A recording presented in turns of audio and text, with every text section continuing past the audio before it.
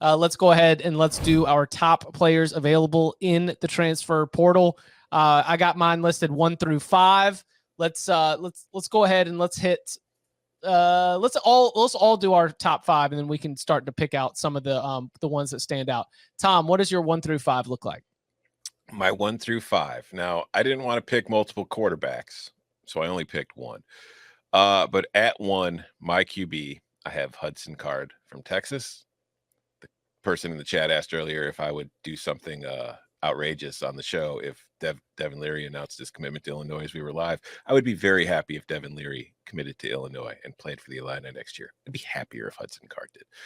After that, I've got Jaheim Bell, the tight end from South Carolina, who I think is a very, very interesting and unique talent that could be used in a lot of different ways in the right offense. And I feel like he would be used correctly in my offense.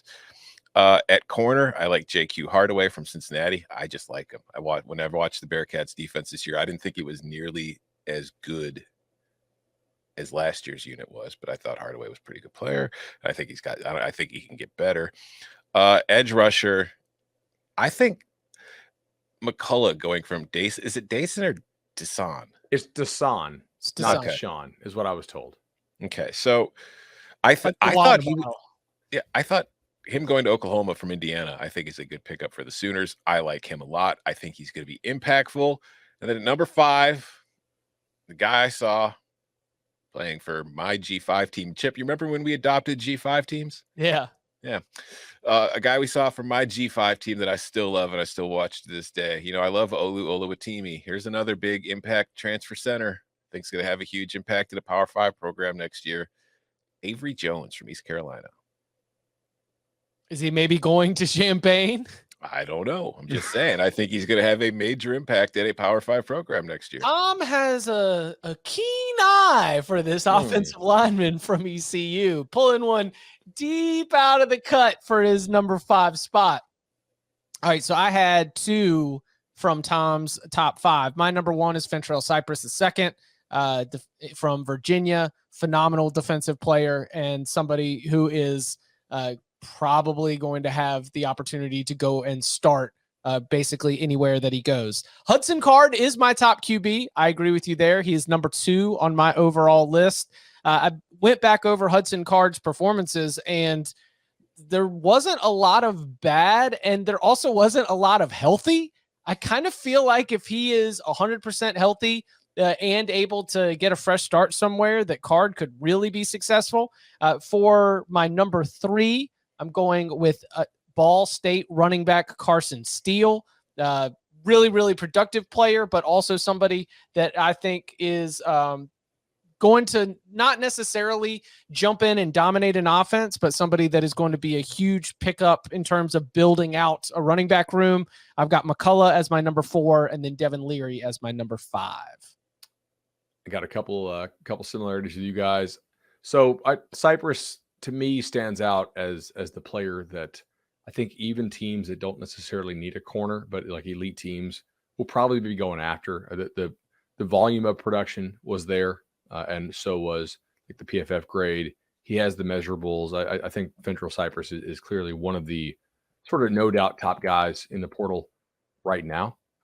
Devin Leary, to me, is probably the best quarterback in the portal right now, although Card to me is kind of a clear 2. I'm curious about Schlee. Well, I think he's going to get more interest than people realize. Is Hartman in the portal yet? No. And neither is Michael Pratt, right? The Tulane kid? Correct. I do predict that if they hit the portal, they will. By the way, that is Colin Schlee. You know, you've mentioned the Kent State quarterback. Yeah, you've mentioned Schlee a lot. Colin Schlee is a household name. The Kent State. I mean, on this podcast, we cover the whole sport. I think our diehard chat guys know who Schlee is. Yeah, but our total listening audience exceeds the viewership of most Kent State football games. Right. That is fair. So if Pratt and Hartman hit the board, I think they shoot up to the top. I think Pratt or Hartman will be the most desirable quarterbacks in the portal if they go. But we'll see if they do. Those are just names that are kind of floating around personnel offices right now. Not that they're reaching out, but that they grade everybody just in case they were to hit the portal. You gotta work ahead, right, boys? All right. Johnny Cornelius, offensive tackle, is an extremely tough spot to fill in the portal. He's at Rhode Island, 6'5", 315, reshaped his body. He looked good against Pitt, and that's a legitimate defensive line, especially early in the year before Pitt got all banged up. I think that's a game that helps people to be sold on him. He also faced and did okay against Jared Verse last year. So before Verse became a household name on the defensive side of the ball at FSU. That's 3 for me. Give me 4. Dante Cephas is a name. Guys, Georgia has no transfers on its roster right now, and they like Cephas enough to offer him. That says a lot about what they think about him as a receiver. 6'1". He's a burner. He has production. Notre Dame, Penn State, I think Washington, Oklahoma. Hey, all 3 of those teams faced him, right? So they kind of know what Cephas is. I would say he's one for sure. I'm trying to just give you some off the wall names here. Kyle Morlock's a dude. If you need an inline tight end, I think that's 6'7", 250. Played for Shorter University. That's a D2 school, but people who have seen him are pretty impressed. Is that 4 or 5? I think it's 4. I think Jaheim 4. But I mean, we continue to highlight who was on your board. Jaheim Bell has to be looked at as one of the top guys, I think. Now, South Carolina struggled to get him the football in terms of receptions. They did, and it was very obvious if you follow social media that he and his fam were not real happy about his use. But then he played running back for the final 3 games and played it extremely well against Tennessee, Clemson, etc. He's clearly a good athlete. You got to find the right way to use him, keep him happy as far as production. But Bell, the South Carolina tight end / H-back type guy, is going to be in demand. Did Spencer Sanders come anywhere close to cracking your consideration? I have not heard a lot about Spencer Sanders. I wonder if he doesn't stick around until maybe the spring window, just to kind of be able to pick his spot. Just wait for other dominoes to fall? Yeah, exactly. Interesting. How many of these transfers do you think are going to end up trying to land before? And by the way, for those who are not caught up on this transfer window is open until January 18th. This is basically going to run through right up against when most teams are going to be starting their winter conditioning. And, Bud has mentioned before, are these schools on the quarter system, the trimester system, semester system? What does it mean for being able to get into school? Even if you are in this window, you might not be able to get able to participate for spring practice. So the clock is running on all this stuff.